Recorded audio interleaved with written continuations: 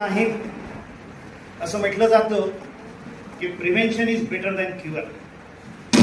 जर आपण प्रिव्हेन्शन जर घेतलं तर काहीच होत नाही. हिंदीमध्ये एक हिंदी लेखक म्हणतो, अगर जो तन मन मगज में रहे तो अदावत हमसे करे वो क्या है. अदावत म्हणजे झगडा, म्हणजे आमचा मेंदू, शरीर आणि मन जर चांगलं जर असलं ना तर आमच्यासोबत दोन हात करायची कोणाची हिंमतच करत नाही.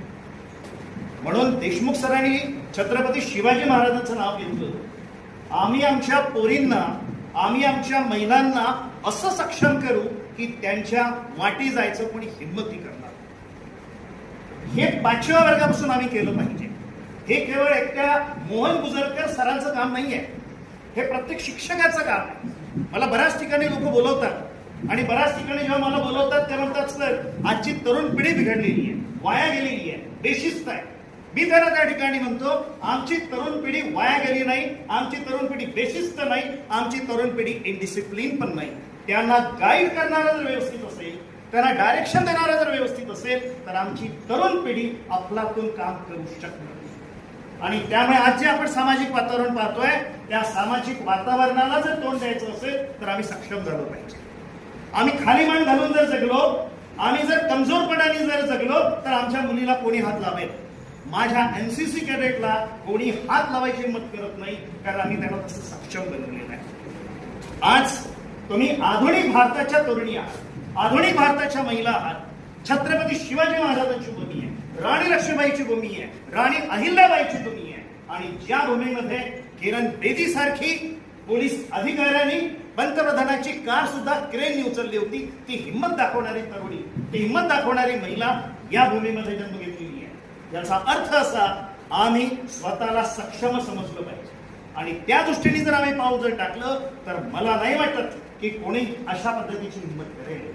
लोक त्याच लोकांना दाबण्याचा प्रयत्न करतात जे दबतात, जे कमजोर असतात आणि जे आपली अस्मिता गमावले असतात. अशा लोकांवरतीच अत्याचार होत असतो.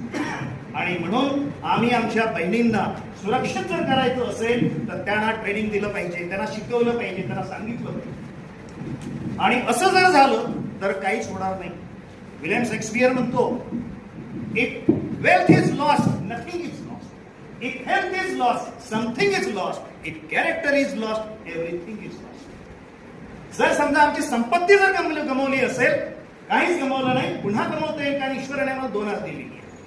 हेल्थ जर आम्ही गमावली जर असेल तर पुन्हा तयारी करता येईल आणि हेल्थ सुद्धा, आरोग्य सुद्धा आम्हाला सुधारवता येईल. पण जर चारित्र्य जर संपलं तर आमचं सर्व संपलं. ही गोष्ट छत्रपती शिवाजी महाराजांनी आपल्या जीवनातून दर्शवली. ही गोष्ट आम्ही शिकलो पाहिजे. मित्रांनो, एक लहान मुलगा होता. वर्गामध्ये शिक्षकांनी, पहिल्याच्या काळात, आमच्या काळात छडी असायची, याचा अर्थ पहिल्याच्या काळामध्ये छड्याच होत्या. छडी असताना ज्या ज्या मुलांनी त्या दिवशीला असाइनमेंट करून आणलं नाही त्या आता लोकांनी छडी मारायची. एक मुलगा होता, त्या मुलाला छडी मारायला शिक्षक म्हणाले, चल हा तुझा समोर कर. त्यांनी हा समोर केल्याबरोबर त्याचे जे शिक्षक होते की नाही, ते शिक्षक चांगले ज्योतिषी होते. ते पटकन त्यांनी त्याचा वाला पंजा समोर ठेवल्याबरोबर त्यांनी ओळखलं, अरे याची शिक्षक रेषा तो अर्ध्यातूनच कटली आहे. ते शिक्षक त्याला काय म्हणाले, शिक्षक म्हणाले, बघ तुला मारून काय उपयोग आहे, तुझी जी शिक्षण रेषा आहे ही शिक्षण रेषाच नाहीये, तुला मारून काही उपयोग नाही, तू जीवनात काहीच होऊ शकत नाही. त्या मुलाला खूप राग आला. त्या मुलाने काय केलं, तो मुलगा सरळ बाहेर गेला. त्याच्यावर लहानसा चाकू होता, त्यांनी लहानसा चाकू काढला आणि आपल्या तळ हातावरती चाकू असा तर दिशा त्यांनी मारला. त्याची जी तळ हातावरची जी रेषा होती ती रक्ताळली. तो आतमध्ये आला. तो म्हणाला, सर आता ही जी मी या ठिकाणी रेषा काढलेली आहे, ही रेषा माझी कोणीही मात्र बिघडवू शकत नाही. आणि त्या मुलाने त्या दिवशीला ध्येय ठरवलं, मला जीवनात काहीतरी बनायचं आहे. आणि हा माणूस पुढे चालून व्याकरणशास्त्राचा रचनाकार बनला. दॅट इज पाणिनीचं याचा अर्थ डेस्टिनी काहीही नसतं. जे काही आहे ते आमच्या हाती आहे, आम्ही ठरवायचं आहे. आम्ही आमच्या नशिबाचे गुरु आहे, आम्ही आमचं नशीब घडू. हे जर आम्ही आमच्या तरुणांना जर शिकवलं तर आमचा तरुण हा नक्कीच काहीतरी काम करू शकतो. विवेकानंदांचा या ठिकाणी उल्लेख निघाला होता. विवेकानंद ज्यावेळेला शिकागोवरून इंडियामध्ये परत यायला निघाले त्यावेळेला विमान वगैरे काही नव्हतं, जहाजावरती होते, बोटवरती सर्व पत्रकार आली. विवेकानंद अनेक दिवसपर्यंत अमेरिकेत राहिल्यामुळे त्यांचा प्रभाव तिथल्या तरुणांवर पडला होता. त्या तरुणांपैकी काही तरुण पत्रकार विवेकानंदांकडे आले आणि त्यापैकी एक तरुण पत्रकारिता करणारी एक तरुणी आली. ती म्हणाली, स्वामीजी, माझ्या मनात एक प्रश्न आहे. विवेकानंद म्हणाले, बोला. ती म्हणाली की कोणत्याही देशाचं भविष्य काय? आता स्वामी विवेकानंद कोणत्याही याचं उत्तर केवळ एका शब्दामध्ये द्यायचं. ते म्हणाले, कोणत्याही देशाचं भविष्य मोजण्याची ताकद जर कोणी जर असेल तर दॅट इज युवा. तिला ते काही प्रश्नाचं जे उत्तर होतं ते संदिग्ध वाटलं. ती म्हणाली की स्वामीजी प्लीज एक्सप्लेन करून सांगता का? त्याला स्वामीजी म्हणाले, सांगतो मी. तिला त्यांनी विचारलं की एखादी जड वस्तू जर असेल तर कशात मोजतील? ती म्हणाली, एखादी जड वस्तू जर असेल तर आम्ही किलोग्रॅम मध्ये मोजू, तराजू लावू. जर पाण्यासारखी वस्तू असेल, तेलासारखी जर वस्तू असेल तर कशात मोजतील? तर ती मुलगी म्हणाली की आम्ही त्याच्याकरता लिटरचं माप लावू. समजा भूकंप आला तर भूकंप मोजण्याचं सुद्धा मात्र मापन आहे. असंच कोणत्याही देशाची प्रगती जर मोजायची जर असेल तर तिथल्या तरुणांवर डिपेंड असतं आणि ती गोष्ट सत्य आहे. त्याच्यावरती ती तरुणी म्हणाली, मला एखादी उदाहरण द्या. त्यावेळेला विवेकानंद म्हणाले, तुम्ही आमच्या भारतात जा. आमचा भारत सध्याच्या काळामध्ये इंग्रजांच्या हातात आहे, आम्ही गुलामगिरीमध्ये जगतो.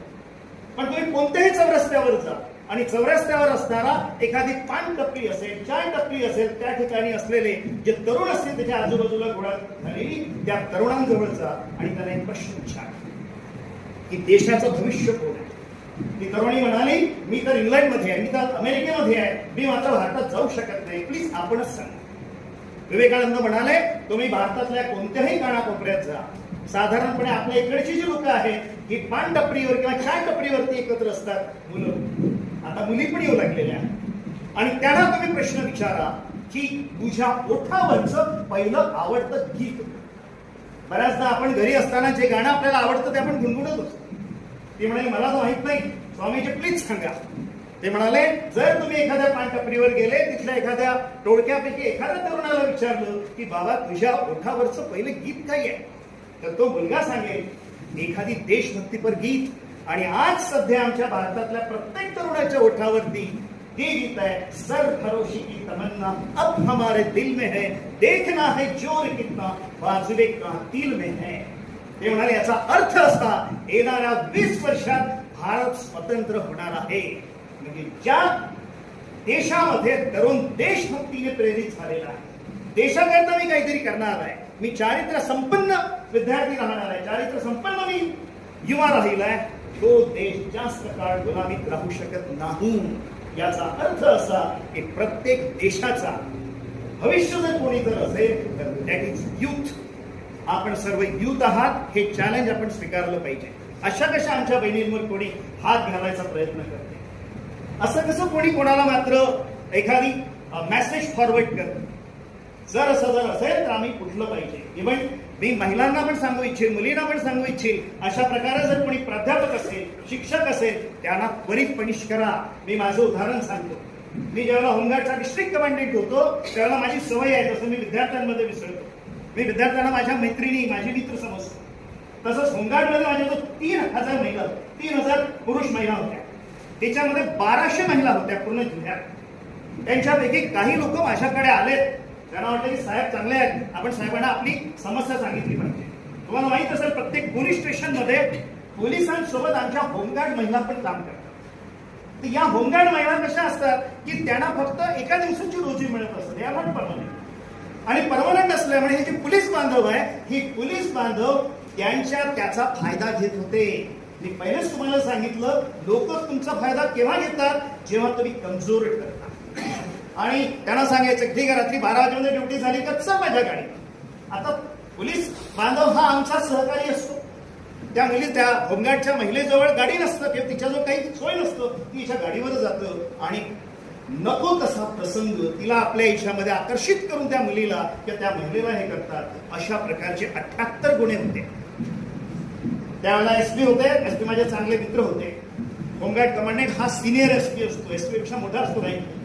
मी त्यांना सांगितलं की सर, बाकीच्या लोकांचं तर सोडा, आपली पोलीस फोर्स मधलीच लोक अशी आहेत.